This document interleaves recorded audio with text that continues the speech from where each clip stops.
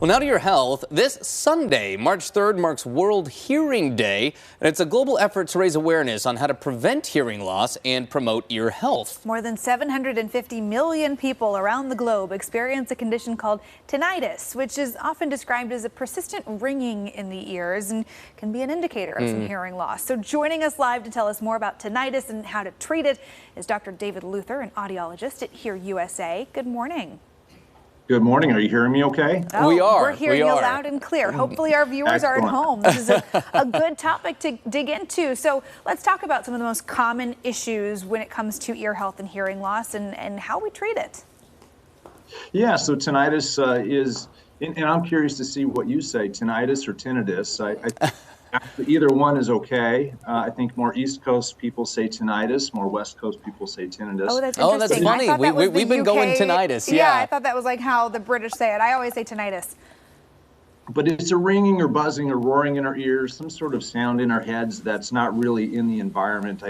Probably most of us have been to a concert or been around loud noise and our ears ring afterward.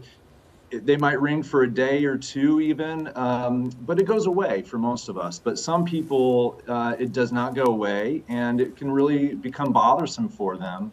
But really, 90% of the people with tinnitus also have some sort of a hearing loss. And so what tinnitus really is it's the brain's response to a hearing deficit. The part of the brain that responds to sound is not getting input, and it doesn't quite know what to do with itself, so it can create a sound in response. Interesting. Right. The good news is with that is if we can identify the frequencies where the person is not hearing very well, and we can restore the sound to the auditory cortex, then for most people, the tinnitus does start to quiet down. Oh, so there is a bit of a, I don't know if is cure the right answer, or is it you just reduce the effect that is happening?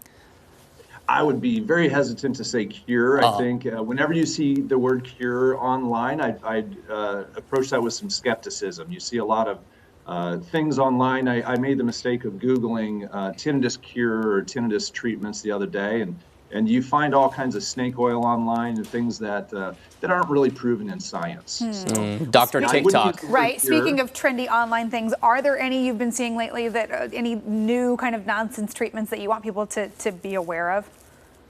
Sure. I mean, there's tablets that have been promoted, even things like ginkgo, melatonin, zinc, but there's not a statistical higher treatment success with those than there is with a placebo.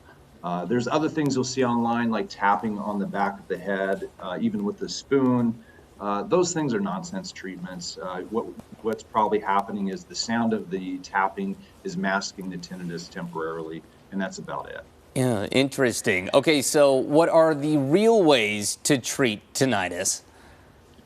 Good question. Yeah, so for most people who have tinnitus, they also have hearing loss. And so if we can identify the frequencies where the person is not hearing well and restore the sound back to that person in those frequencies, for most people, it really helps. I had a lady yesterday I fit with hearing devices. She self-reported that her tinnitus was at a level 8 out of 10, which is pretty high.